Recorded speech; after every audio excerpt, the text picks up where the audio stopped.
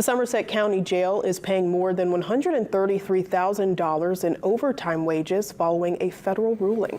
The back pay is going to 142 correctional officers who worked at the Madison facility from 2017 to 2019.